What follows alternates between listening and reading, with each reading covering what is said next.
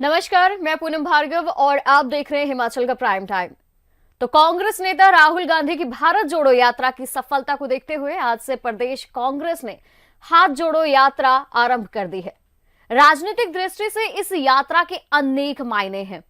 आज पूरे यात्रा के दौरान कांग्रेस नेता हाल ही में हुए विधानसभा चुनाव में कांग्रेस को मिली इस जीत का श्रेय मतदाता को देंगे, उनका आभार प्रकट करेंगे। तो वहीं पर दूसरी तरफ कांग्रेस सत्ता में आने के बाद अब तक अपनी जितनी भी उपलब्धियां हैं उनको जनता के समक्ष रखेंगे, गिनवाएंगे। जोगिंद्रनगर से प्रदेश कांग्रेस अध्यक्ष प्रतिभा सिंह की अध्यक्षता में शुरू हुई इस हाथ जोड़ो यात्रा का मकसद ये भी है कि चुनावों के बाद कांग्रेसी कार्यकर्ताओं को एकजुट रखा जाए। प्रयास ये भी रहेगा कि कांग्रेस को जमीनी स्तर पर जनता से जोड़ते हुए जन समस्याओं को जानने का प्रयास किया जाए ताकि उनके निवारण के लिए ठोस रणनीति का निर्धारण किया जा सके। हाथ जोड़ो यात्रा के दौरान कांग्रेस का प्रयास ये भी होगा कि मोदी सरकार की खामियां तथा जन विरोधी नीतियों को जनता के समक्ष रखा जा सके। इसी के साथ ही 2024 में होने वाले लोकसभा चुनावों को अंजाम दिया जा सके। कांग्रेस का आरोप है कि भाजपा के नेतृत्व वाली मोदी सरकार महंगाई, बेरोजगारी जैसे गंभीर मुद्दों का निवारण करने में विफल रही है और इस संदेश को जनता तक पहुंचाया जा सके। ये नेता श्री राहुल गांधी जी ने भारत जोड़ो अभियान को शुरू किया। उन्होंने कन्याकुमारी से पैदल चलकर आज वो जम्मू पहुंचकर अब श्रीनगर जा रहे हैं। उनका अंतिम चरण वहां पर है। हम चाहते हैं कि इस संदेश को हम हर ब्लॉक तक, हर व्यक्ति तक, हर घर तक पहुंचाएं। इसके लिए ये हाथ से हाथ जोड़ो कार्यक्रम किया जा रहा है। इसमें हमें जितने भी हमारे प्रदेश के अध्यक्ष हैं और हमारे बूथ स्तर के, ब्लॉक लेवल के जो जितने भी कार्यकर्ता हैं उनको हम ये संदेश देंगे ताकि वो हर व्यक्ति तक पहुंचकर इस संदेश को पहुंचाएं। आज हमें दुख है कि जिस तरीके से केंद्र सरकार लोगों की आवाज़ को सुनने में नाकाम रही है। हमने बहुत प्रयास किया कि वो हमारी आवाज़ को सुने। कई विषय थे जिस पर हम विधानसभा में भी बोलना चाहते थे और उसी तरह से लोकसभा में भी अपनी आवाज़ को उठाना चाहते थे। तो ना पार्लियामेंट में हमारी आवाज़ को सुना गया, ना विधानसभा में हमें मौका दिया गया। तो अंतिमतः हमारे प्रिय नेता श्री राहुल गांधी जी ने ये निर्णय किया कि मैं भारत जोड़ो यात्रा के माध्यम से सभी लोगों से संपर्क करूंगा, सभी से मिलने का प्रयास करूंगा और सभी को अपना संदेश देने का प्रयास करूंगा। तो अब उनकी कल ये अंतिम यात्रा है। श्रीनगर में वो आखिरी चरण पे पहुंचेंगे, पर इसका विस्तार हमने हाथ से हाथ जोड़ो कार्यक्रम के द्वारा उस संदेश को घर घर तक पहुंचाने का प्रयास किया। आपकी यात्रा जो है ये कब तक चलेगी आपकी? ये 2 महीने तक चलेगी। 26 जनवरी से शुरू होकर 26 मार्च तक चलेगी। पर कई क्षेत्र ऐसे हैं जहां बर्फबारी के कारण वहाँ अभी जाना संभव नहीं होगा। तो हमने उसमें उनसे छूट ली है कि हम उसको मार्च में शुरू करेंगे ताकि उन बर्फबारी क्षेत्र में भी जाकर हम अपने संदेश लोगों तक पहुँचाएं। तो इस हाथ जोड़ो यात्रा पर और भी जानकारी लेते हैं। हमारे साथ हमारे स्थानीय संवाददाता जुड़ चुके हैं, हमारे स्थानीय संपादक जुड़ चुके हैं विजयपुरी जी। विजयपुरी जी, भारत जोड़ो यात्रा के बाद अब ये यात्रा हाथ जोड़ो यात्रा, मायने क्या है, महत्व क्या है इस यात्रा का? देखिए पूनम, कांग्रेस सत्ता में आने के बाद से ही जानती है कि वो बहुत कम अंतराल से जीती है। कुल मिलाकर मैं आपको बताऊं कि इन विधानसभा चुनावों में जो कांग्रेस की जीत का अंतर था वो भाजपा से मात्र 37,000 कुछ मतों का था। जी, कम तो रहा। ऐसे में कांग्रेस जानती है कि उसे अगर स्थायी राजनीति में टिकना है तो अपने जनाधार को और मजबूत करना होगा।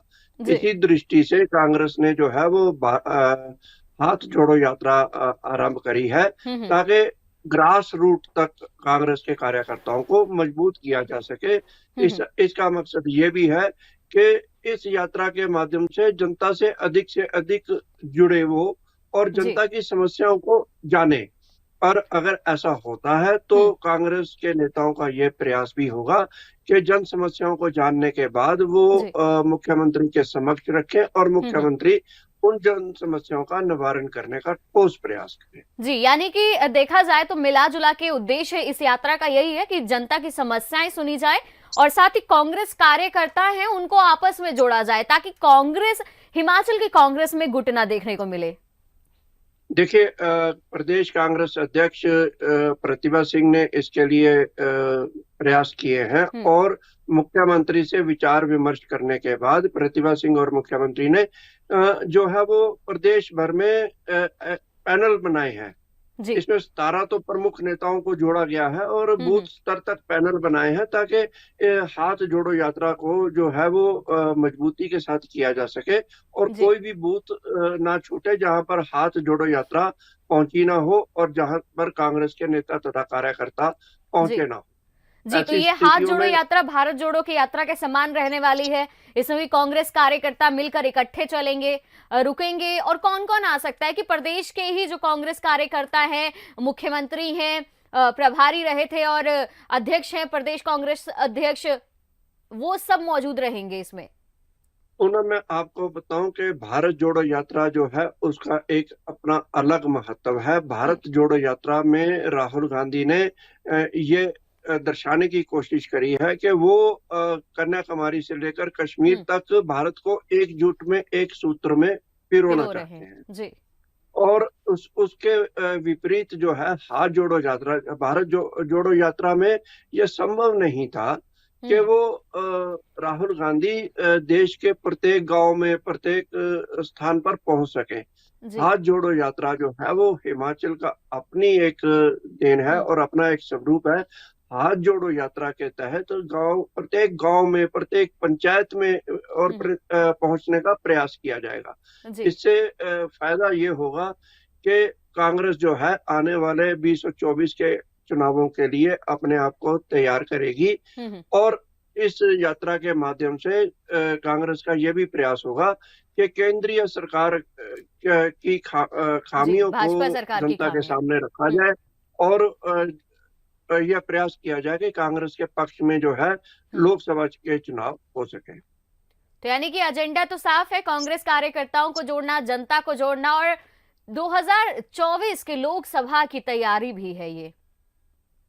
जी पूनम, सही मायनों में ये कहा जा सकता है कि ये 2024 के चुनावों की तैयारी है। भाजपा की खामियों को गिनाकर कांग्रेस जो है वो एक समर्थन चाहती है।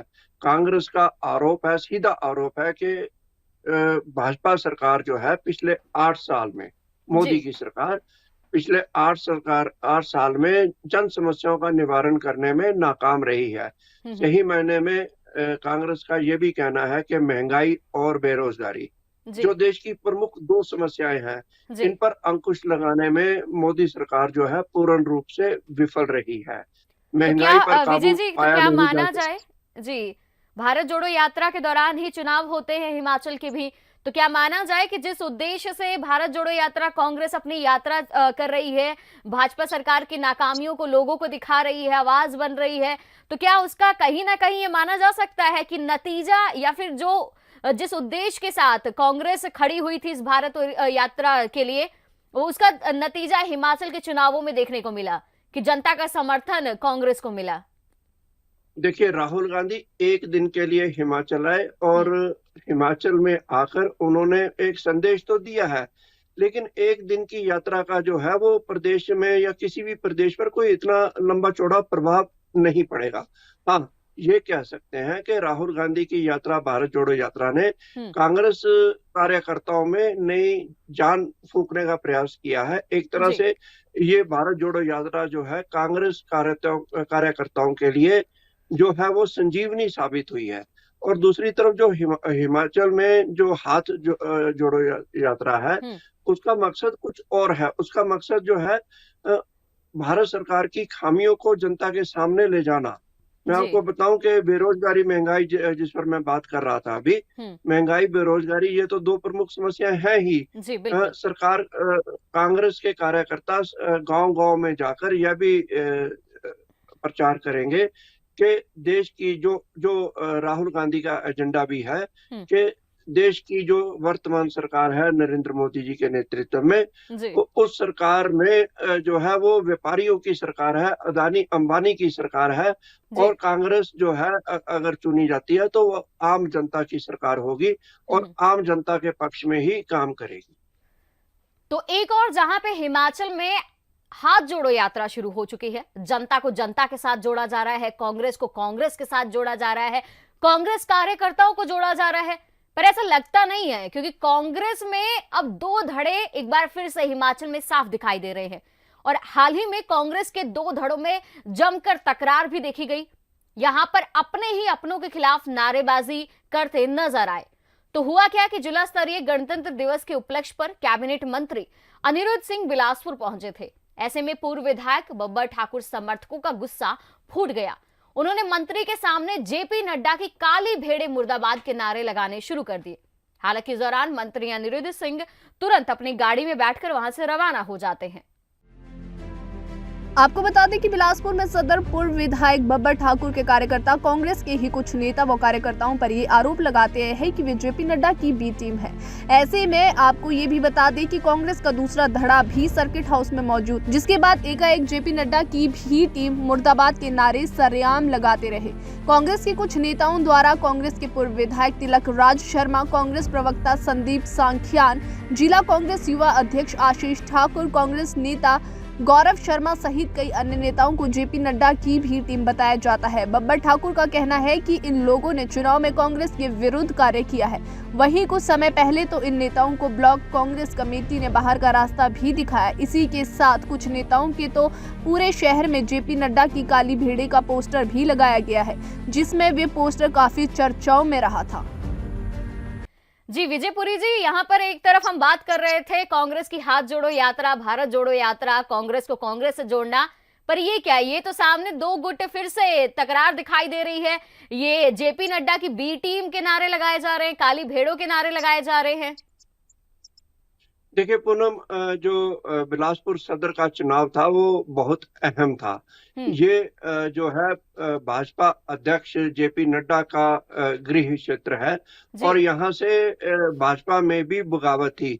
और दूसरी तरफ कांग्रेस के प्रत्याशी बब्बर ठाकुर, उन्होंने कड़ी टक्कर दी और मैं आपको बताऊंगा कुल मिलाकर 200 कुछ मतों से ही बब्बर ठाकुर हारे थे।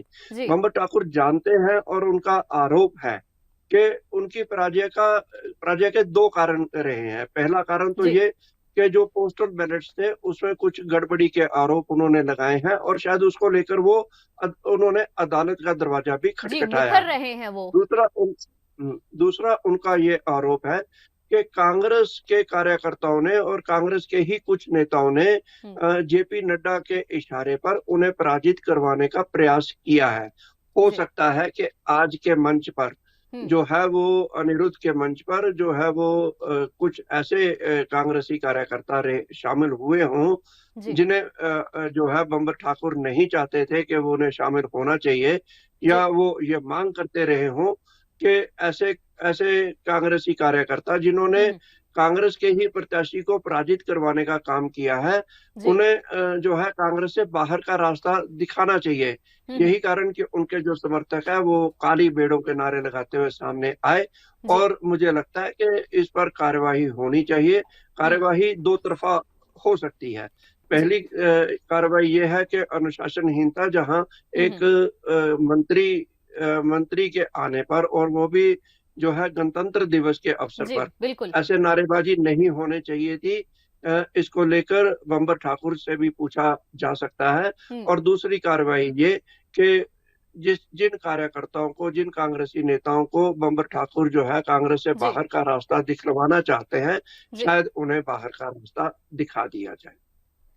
तो यानी कि अभी जो कार्रवाई होगी इसमें साफ नहीं, अभी स्पष्ट नहीं हो पाया है कि कौन कार्यकर्ता है, किनकी वजह से ये जो पूरा आज विवाद हुआ है ये हुआ है। फिलहाल देखना होगा कि जब मीटिंग होती है तो नोटिफिकेशन किसके लिए निकाला जाता है। तो रुख करते हैं दूसरी खबरों की तरफ। बीते 2 दिन से प्रदेश में हुई वर्षा और हिमपात ने जहां यहां के बाशिंदों को पड़ रही सूखी ठंड से निजात दिलवाया है, तो वहीं इस हिमपात से राज्य की अनेकों क्षेत्रों में सामान्य जनजीवन अस्त व्यस्त हो गया है। बावजूद इसके हिमपात प्रदेश में प्रथम विकास के अलावा कृषि और बागवानी के लिए अहम भी माना जा रहा है।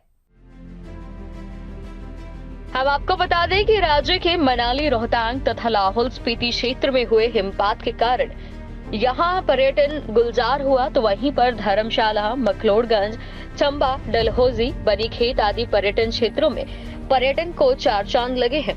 राजधानी शिमला में हिमपात चाहे ना हुआ हो, लेकिन कुफरी तथा नारकंडा में हुए हिमपात के कारण राजधानी के पर्यटन को बहुत बढ़ावा मिला। एक तरफ हिमपात एक वर्ष के लिए खुशियां लेकर आया है, तो दूसरी तरफ हिमपात में सामान्य जनजीवन को भी अस्त व्यस्त कर दिया है।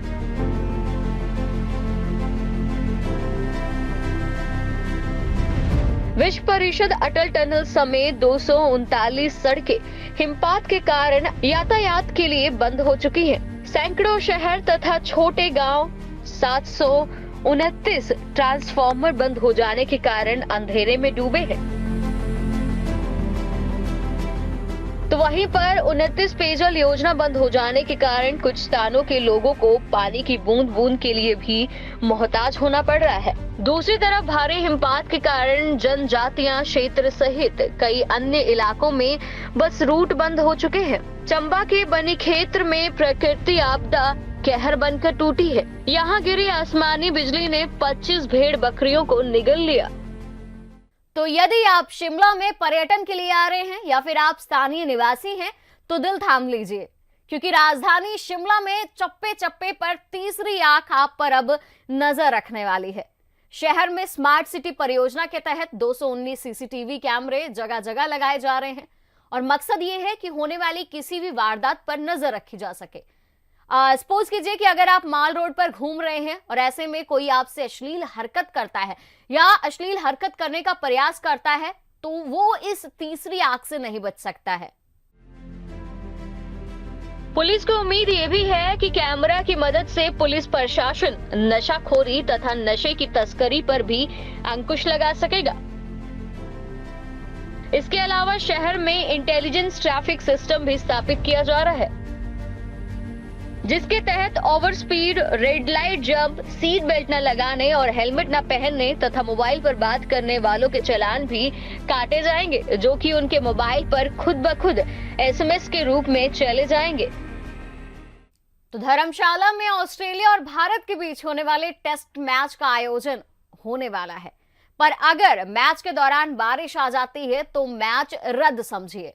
पर ऐसा ना हो, इसलिए हिमाचल प्रदेश क्रिकेट संघ इंद्रुनाग मंदिर में पूजा अर्चना कर रही है और ये मान्यता है कि इंद्रुनाग मंदिर में पूजा अर्चना करने से मैच के दौरान वर्षा नहीं होती है।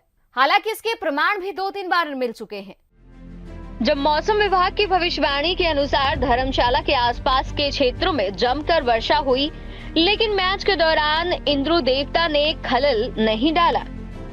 मैच के दौरान ऐसा भी हुआ जब इंद्र देवता की पूजा नहीं की गई तो ये मैच बारिश की भेंट चढ़ गया। हम आपको बता दें कि धर्मशाला में मैच का आयोजन 17 से 21 फरवरी तक होगा। इसके लिए टिकटों की दरों का निर्धारण 28 जनवरी को कर लिया जाएगा। 22,500 दर्शकों वाले इस स्टेडियम में टिकटों की ऑनलाइन बिक्री 15 फरवरी से आरंभ हो जाएगी।